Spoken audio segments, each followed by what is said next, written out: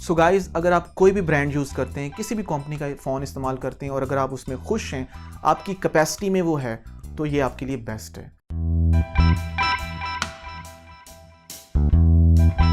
अस्सलाम वालेकुम guys, welcome to let's try Apple. My name is Sultan Haider. कैसे हैं आप लोग? गाइज़, आज हम बात करेंगे कि क्या एप्पल वाकई एक स्टेटस सिंबल है। बहुत सारे लोग ये बात करते हैं और ये रीज़न देते हैं कि एप्पल लोग सिर्फ अपने स्टेटस को शो करने के लिए देते हैं। तो चलिए आज इस बारे में बात करते हैं और जानते हैं कि क्या आज भी एप्पल जो है वो स्टेटस सिंबल में आता है। तो क्या सिर्फ एप्पल ही ऐसी कंपनी है जो लोग स्टेटस को शो करवाने के लिए सामने लेके आते हैं, या और भी कोई बहुत सारी कंपनीज़ हैं जिनको स्टेटस के तौर पे शो किया जाता है। जहाँ तक स्टेटस सिंबल की बात आती है तो बेसिकली स्टेटस सिंबल है क्या?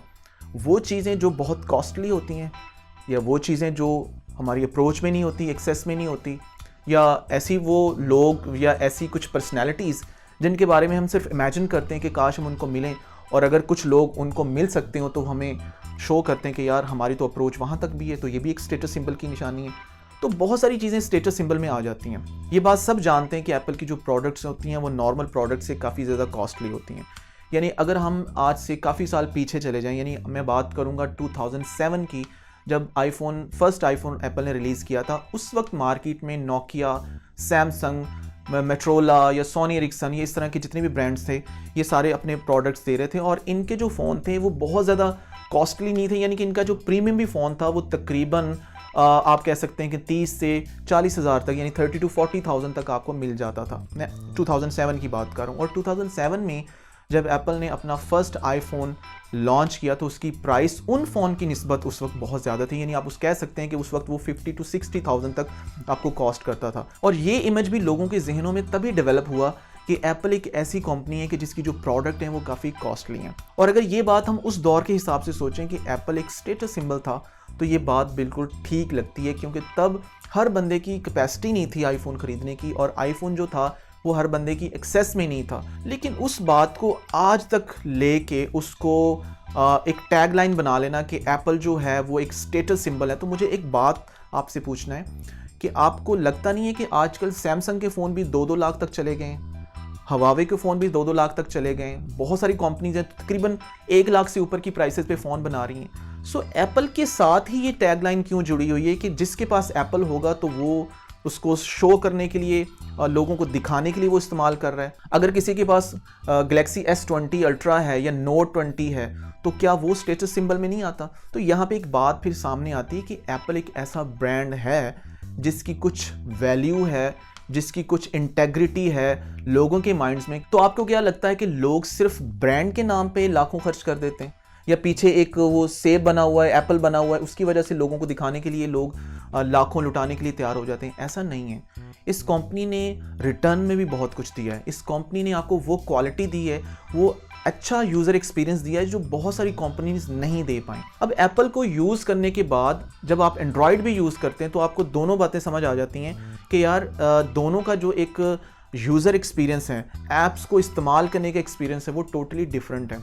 ऐसा नहीं है कि मैं एंड्रॉयड इंडस्ट्री को क्रिटिसाइज़ कर रहा हूँ, मैं सिर्फ यहाँ पे ये बताना चाह रहा हूँ कि एप्पल के ऊपर अगर आप लोग बहुत ज़्यादा खर्च करते हैं तो आपको रिटर्न में सुप्रीम क्वालिटी मिलती है, एक प्रीमियम एक्सपीरियंस मिलता है in term of display, in term of RAM, in term of processor. उसका जितना भी ओवरऑल आपका यूज़र एक्सपीरियंस होता है वो बहुत प्रीमियम होता है। तो इस वजह से आज अगर एप्पल के पैरेलल बहुत सारी कंपनीज देखें तो बहुत सारी कंपनीज ऐसी हैं जिनके फ़ोन जो हैं एप्पल की ही प्राइसिंग के हिसाब से हैं। अगर एप्पल का एक एवरेज फ़ोन 700 से 800 डॉलर का है, तो दूसरी तरफ सैमसंग, हवावे, ओप्पो, वीवो, बहुत सारे ऐसे ब्रांड्स हैं जो तकरीबन इसी रेंज में अपने प्रीमियम फ़ोन दे रहे हैं। तो हम उनके साथ ऐसा शो क्यों नहीं करते कि यार वाह जी आपने तो वीवो रखा हुआ है, यार बड़ी बात है आपने तो सैमसंग S20 रखा हुआ है। तो ये टैगलाइन, ये चीज़ें, ये स्टीरियोटाइप्स हम उन कंपनीज़ के साथ क्यों नहीं लगाते?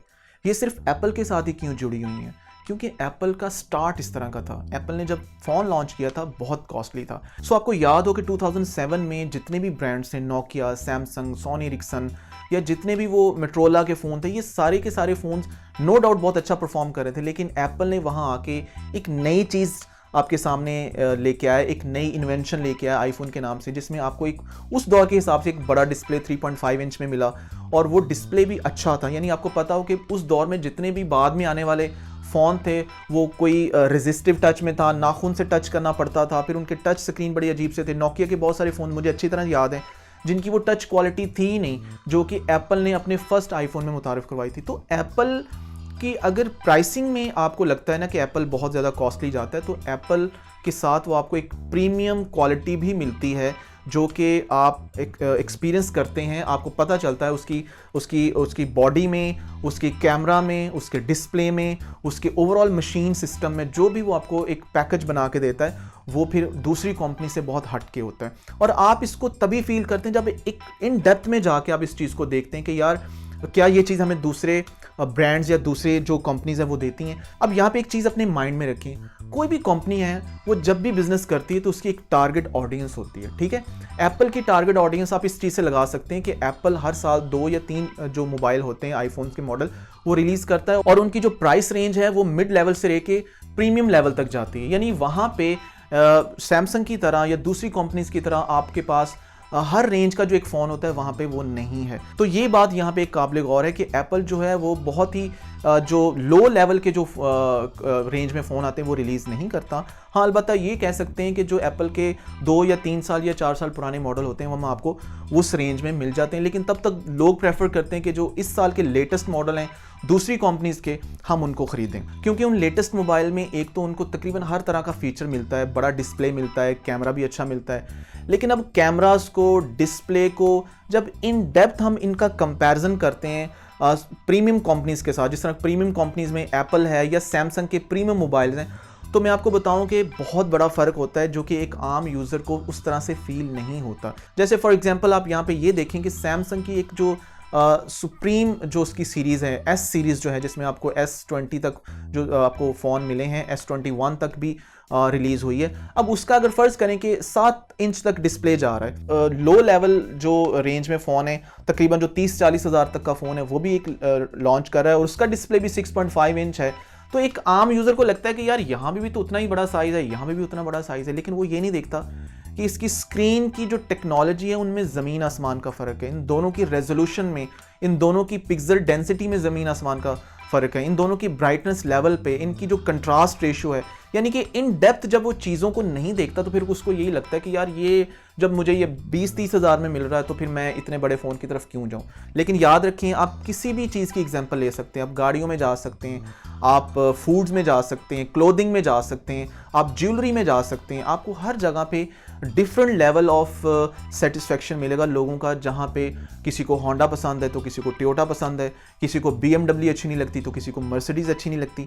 यानी हर बंदे का अपना एक माइंड सेट है और वो उसी हिसाब से चीज़ों को यूटिलाइज़ करता है। तो यहाँ पे इस वीडियो को मैं इस बात पे कंक्लूड करता हूँ कि अगर आप एप्पल यूज़ कर रहे हैं, अगर आप सैमसंग यूज़ कर रहे हैं, अगर आप होंडा यूज़ कर रहे हैं, टोयोटा यूज़ कर रहे हैं या कोई भी ब्रांड जिस पे आप सेटिस्फाइड हैं, आपके लिए वो बेस्ट है। आपको कोई फोर्स नहीं कर रहा कि आप सैमसंग छोड़ के एप्पल पे आ जाएं या एप्पल छोड़ के सैमसंग पे आ जाएं। जहाँ पे आपका एक कंफर्ट जोन है आप उसको इस्तेमाल करें, लेकिन अपने अंदर इतनी फ्लेक्सिबिलिटी और इतनी कैपेसिटी रखें कि आप किसी भी चीज़ की जो अच्छाई है और बुराई है उसको बड़े अच्छे तरीके से एक्सेप्ट करें। इस चीज़ से ये फ़ायदा होगा कि आपको एक नया एक्सपीरियंस मिलेगा चीज़ों को यूज़ करने का, परखने का। लेकिन आप पहले से ही अगर बायस्ड होकर सोचेंगे या आपके जहन में ये बात है कि नहीं यार ये तो चीज़ ही बुरी है, स्टेटस सिंबल है, लोग शो ऑफ करते हैं, तो फिर आप उस चीज़ को अंडरस्टैंड नहीं कर पाएंगे, फिर आप हर चीज़ को क्रिटिसाइज़ करेंगे। सो आपका जो कंफर्ट जोन है, आपको जो चीज़ बेस्ट लगती है उसको इस्तेमाल करें और अपने अंदर एक फ्लेक्सिबिलिटी भी रखें कि आप दूसरे ब्रांड्स की तरफ जा सकते हो, आपके अंदर इतनी कैपेसिटी हो।